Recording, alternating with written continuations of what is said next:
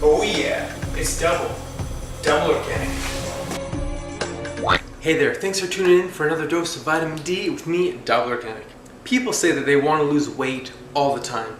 And when they say they want to lose weight, what they really mean is they want to lose fat. And when people say they want to lose fat, what they really mean is they want to lose a very specific fat. Belly fat, fat on the hips, etc. And exercise burns fat. Good. But you don't get to decide which fat on your body gets burned. Although I'm sure you try. Burn this fat right here!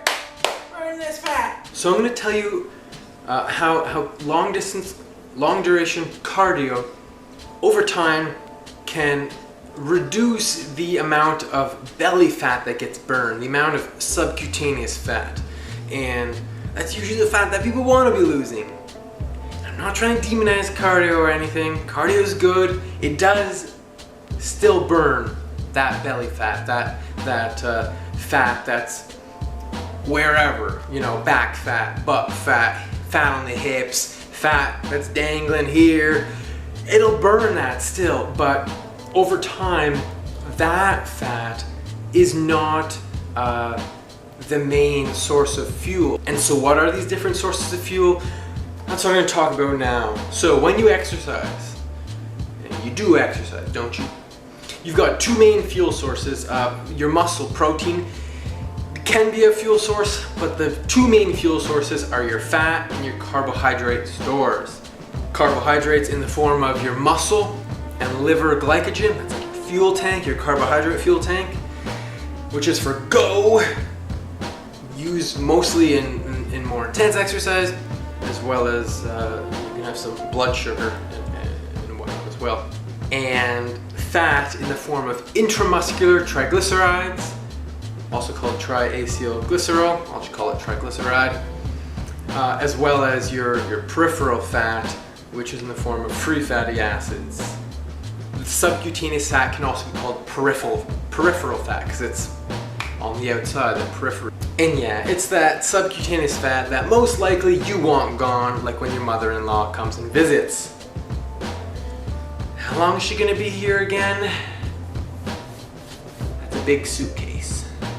And so I'm gonna walk you through some basic concepts of exercise physiology and go through this study that kind of shows that this cardio doesn't burn as much belly fat the more you do it. In the beginning of exercise, when you just get going, it's mostly carbohydrate because the fat metabolism, it's slower to get going. So you start going, and so carbohydrate is what in the first 5 minutes or so is what's being used. But then the fatty acid metabolism, it catches up and starts working, starts pumping out a lot of energy. And as exercise length increases, especially the lower intensity exercise, carbohydrate use decreases and fat utilization increases. So in the study, 7 23-year-old males cycled for 2 hours a day, 5 days on, 1 day off, 5 days on, 1 day off for 31 days. It was also noted in the study that during the study, they refrained from drinking alcohol. Oh gosh, that must have been so tough for those young boys. No booze. The result?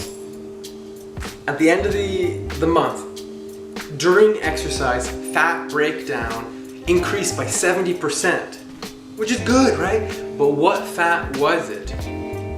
Find out on next episode of Dragon Ball Z. And which fat was it? It was the intramuscular triglycerides that increased in fat utilization. So how do we know this, you ask? Well, during exercise, the free fatty acid levels in the blood did not change.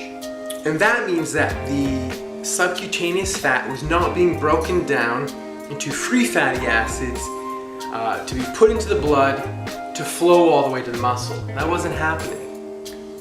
There's fat in the muscle that is so much closer to the working muscles that's the fat that gets used. And with training, the body starts to prefer that fat. It learns to use that fat. It's a training effect. It's not bad. It burns less of your belly fat and more of the intramuscular fat to make you a more efficient machine to win races and that kind of stuff. So it's not a bad thing. It just doesn't burn as much belly fat or as much fat wherever else on the body that you want to lose. And the body still burns that subcutaneous fat, that peripheral fat. It just burns less of it in micromolar per kilogram per minute, in that rate. For peripheral fat, the breakdown at the beginning of the study was 9.0 at exercise onset and 12.6 at the 90-minute mark. At 31 days, that subcutaneous, that peripheral fat, was at 6.8 at exercise onset and was 8.4 at the 90-minute mark. Again, that is at micromolar per kilogram per minute. That's the rate. And so you can see that the peripheral fat or subcutaneous fat being used is being less prioritized, less utilized. For intramuscular fat at the beginning of the study, it was 0.6 at exercise onset and 1.5 at the 90-minute mark. At the end of the 1 month, intramuscular fat was 3.2 at the beginning of exercise, and at the 90-minute mark was 5.1. So as you can see, the intramuscular fat increases a lot, and there's a decrease in the subcutaneous fat. It's not a huge decrease, but there is a decrease. But remember, I'm not here to demonize cardio. It still is going to burn that subcutaneous fat. It just starts to burn it at a decreased rate the longer you do it. And so there is a silver lining. That silver lining being that fat burning increases by 11% throughout the day when you're not exercising. But you have to exercise a lot. You know, they're doing it 2 hours a day. That's a lot of time investment. And we're gonna find out that high intensity interval training is perhaps more time effective and more effective at burning calories, because it's going to, in a shorter duration, burn more calories. And when you're recovering from exercise afterwards, you're still going to be burning extra calories, just like in the cardio example where they're burning 11% more fat throughout the day. Same sort of stuff happens with high intensity interval training too.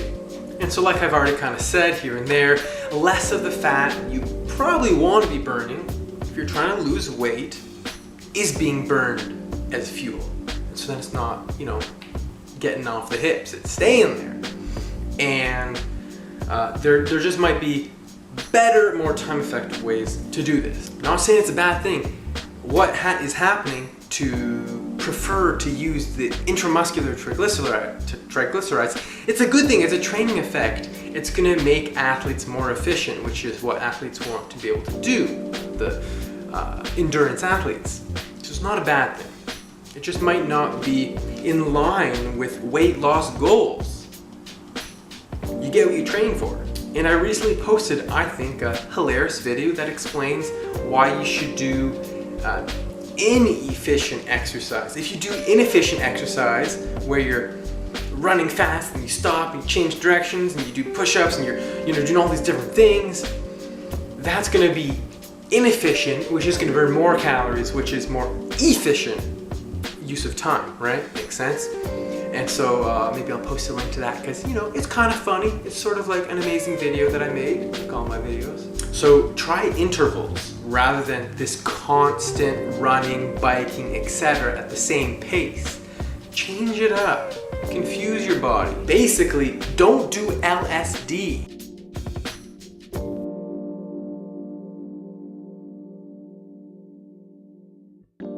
What? I don't do drugs.